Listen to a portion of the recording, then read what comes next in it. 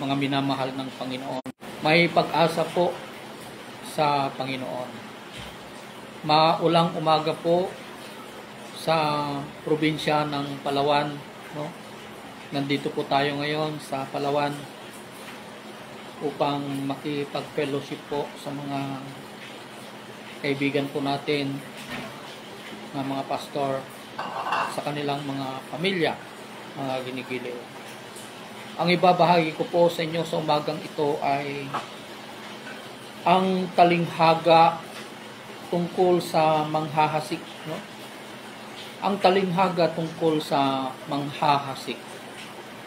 Sino nga ba ang manghahasik na ito at bakit siya nagbigay ng isang talinghaga, no, patungkol sa bagay na ito, mga ginigiliw? Sinabi niya po dito sa Mateo 13, no?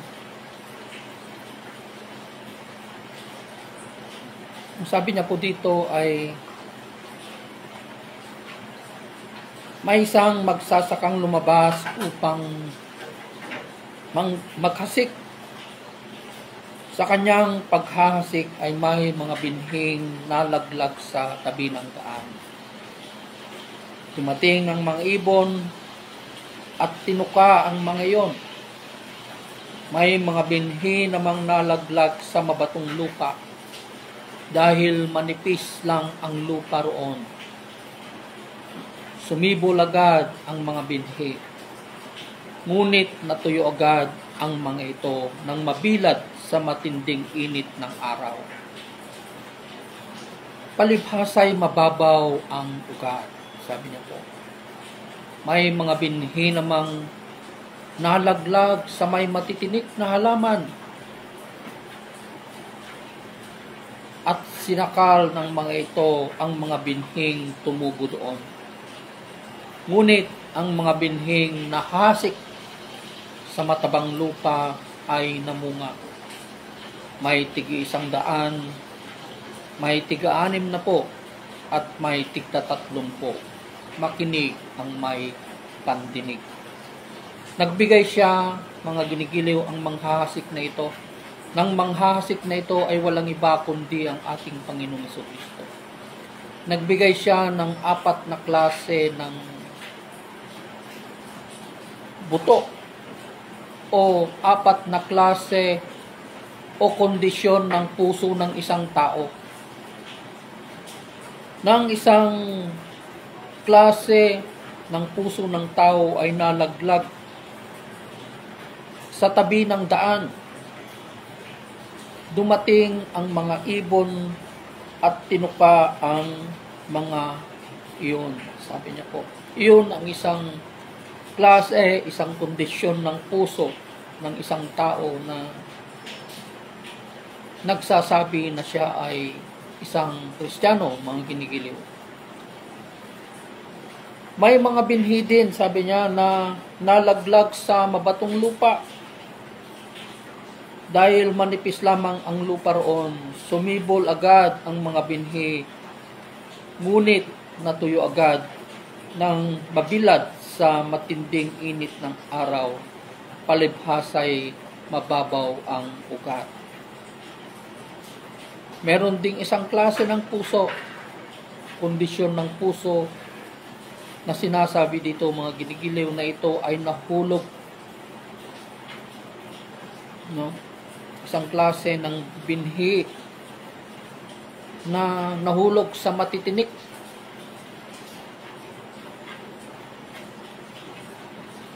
Lumago ang halamang matitinik at sinakal ng mga ito ang mga binhing tumubo doon, sabi niya, mga ginigiliw.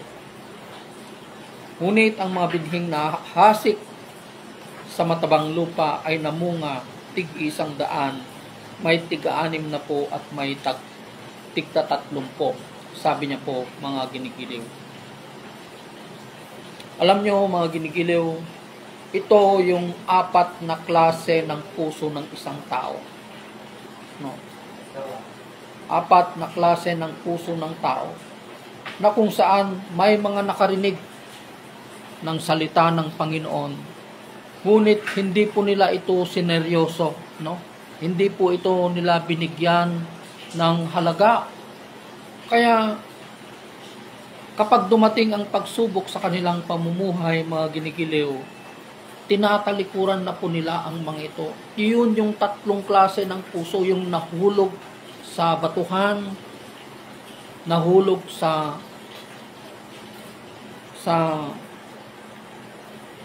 no, matitinik na lugar, nahulog sa no, sa tabi ng daan. Hindi sila lumago, mga ginigiliw. No? Kaya ito yung mga klaseng ng mga Kristiyano, nagsasabi na sila ay Kristiyano. Ngunit noong dumating ang pagsubok sa kanilang buhay, tinalikuran na po nila ang kanilang paglilingkod at pagsisilbi sa Panginoon, mga ginigiliw. Ngunit ang isang klase, kondisyon ng puso na sinasabi dito, mga ginigiliw, sila yung mga nahulog sa matabang lupa. No? Good morning kay Randy. Magandang umaga, anak. Kay Ma'am Glenn Rieta. At sa lahat po ng patuloy na tumatangkilik at sumusunod sa gawain nito ng Panginoon, pagpalain po kayo ng Panginoon, mga ginigiliw. Nang kondisyon ng puso na ito, mga ginigiliw, ito yung nagpatuloy sa kanyang paglilingkod sa Panginoon. Ibig sabihin, lumago ang kanyang pananampalataya, mga ginigiliw. No? Kaya sinabi dito ng ating Panginoon, no, na pinapatungkol din dito ng Panginoon yung mga taong nagsasabi na sila ay Kristiyano. Pinapatungkol din niya po ito patungkol sa mga relihiyosong tao, mga ginigiliw. Kaya't sinabi ng ating Panginoon na makinig man sila ng makinig, sabi niya po, hindi sila makakaunawa. Tumingin man sila ng tumingin, hindi sila makakakita.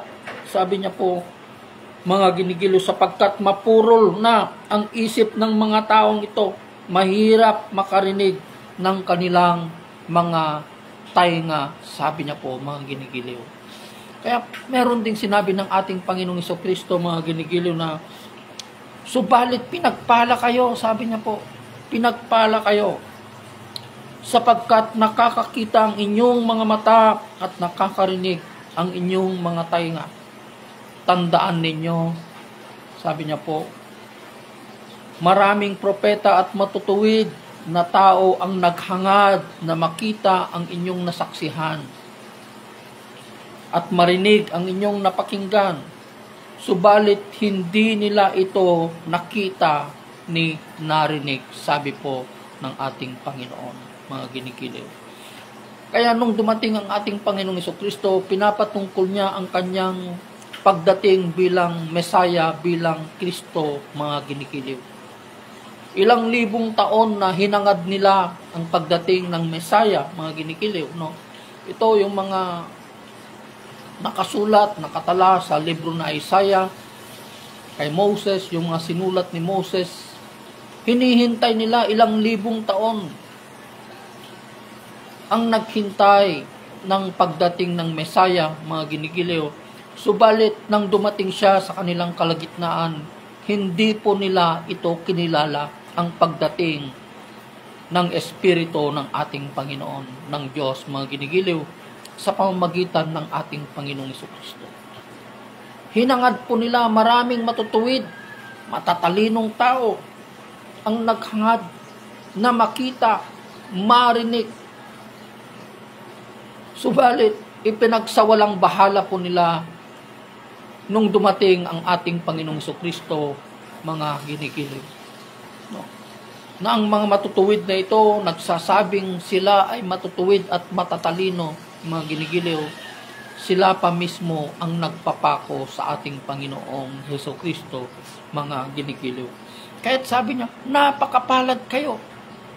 Sabi niya po, napakapalad nyo sapagkat nakakakita ang inyong mga mata at nakakarinig ang inyong mga tainga. Sabi niya po, mga ginigiliw. Ibig sabihin, yung mga nakikinig na ito, yung kanyang mga lagad, mga ginigiliw, kinikilala po nila ang ating Panginoong Jesucristo na siya ay Mesaya, na siya ang Kristo, ang Diyos, mga ginigiliw. Subalit, yung tatlong klase ng puso na ito na binabanggit ng ating Panginoong Jesucristo, ito yung mga relihiyosong tao, ito, meron din ito yung mga nakinig ng konti. Subalit, nung nagkaroon ng konting pagsubok sa kanilang buhay, tinalikuran na po nila ang kanilang paglilingkod sa Panginoon. Nung nagkaroon sila ng trabaho, nagkaroon sila ng asawa, tinalikuran na nila yung paglilingkod sa Panginoon. Ganito inahahalin tulad ng ating Panginoong Jesucristo ang mga taong pumapasok sa iglesia, mga ginigiliw. Diba? Ganito po inahahalin tulad ng Panginoon ang mga tao. At hanggang ngayon, ganon pa rin ang klase ng tao, mga ginigiliw. No? Lalong-lalo na yung mga matatalinong tao, mayayaman, sila pa ang mga nagiging biktima dito. No? Na sila ay nakasandig sa ritual at alituntunin lamang ng kanilang relihiyon, mga ginigiliw. Na ang kanilang basehan ng kanilang kaligtasan, mga ginigiliw, ay yung kanilang relihiyon. Na hindi naman ang relihiyon ang nagliligtas sa isang tao, kundi ang nagliligtas lamang sa atin, mga ginigiliw, ay walang iba kundi ang ating relasyon sa ating Panginoong Jesucristo sa pamamagitan ng pagtanggap po natin sa ating Panginoong Jesucristo bilang Diyos at tagapagligtas ng ating buhay. Kaya nga sinabi niya, mapalad kayo.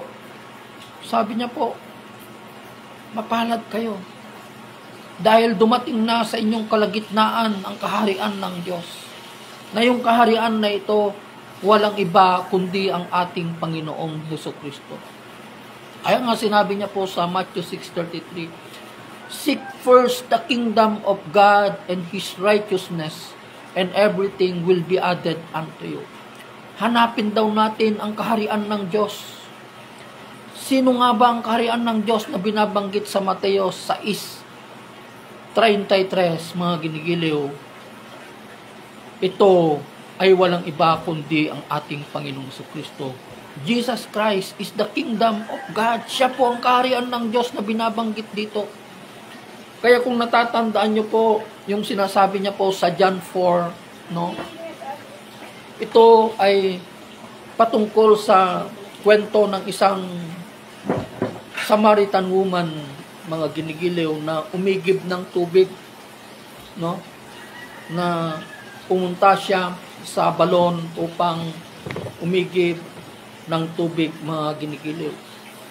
Kaya dito ipinakilala ng ating Panginoong Jesucristo ang kanyang pagka-Diyos sa babaeng ito na umaamin na siya ay makasalanan. No? Inamin niya na siya ay makasalanan nung sinabi niya na wala siyang asawa. Kaya ibinulgar ng Panginoon ang kanyang katauhan. Totoo na sinasabi mong wala kang asawa, pero nagkaroon ka na ng 4 na asawa at ang kinakasama mo ngayon ay hindi mo asawa, sabi niya. So dito, ito ay isang pag-amin ng kanyang kasalanan. No? Kaya hindi tinignan ng ating Panginoong Jesucristo ang klase ng babaeng ito upang ipahayag niya ang kanyang pagka-Diyos, mga ginigiliw. Imagine that, no? Isang makasalanang babae, pero ipinahayag ng ating Panginoong Jesucristo ang kanyang pagka-Diyos sa isang babaeng umaamin sa kanyang sarili na siya ay marumi at makasalanan. Kaya sinabi niya, dumating na, sabi niya po sa John 4:23 and 24, dumating na ang tunay na pagsamba sa Ama, sabi niya. ay sa pamamagitan ng Espiritu at katotohanan. Ang ibig sabihin po dito ng ating Panginoong Jesucristo, mga ginigiliw, na dumating na ang tamang pagsamba sa Ama ay sa pamamagitan ng Espiritu at katotohanan.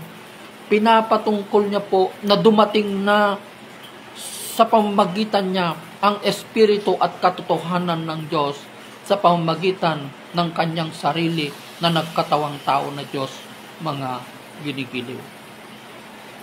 Po, na sasambahin natin ang Ama sa pamamagitan ng Espiritu at katotohanan.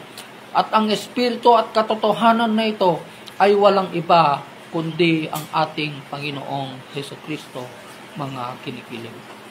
No? So yun po ang salita ng Panginoon na napag-aralan po natin sa umagang ito. I hope you are being inspired sa salita na ito, yung salita na nagbibigay buhay. Once again, no? Maraming salamat po sa pakikinig. Sir Oliver Gumaro, thank you for watching. Kay Roninio Aquino, Idol, magandang umaga. Kay Randy, no? Magandang umaga po sa ating lahat. I hope you are being encouraged and inspired sa salita na ito ng Panginoon na nagbibigay buhay, mga ginigiliw, no? Maraming salamat po. I love you with the love of the Lord. God bless everyone.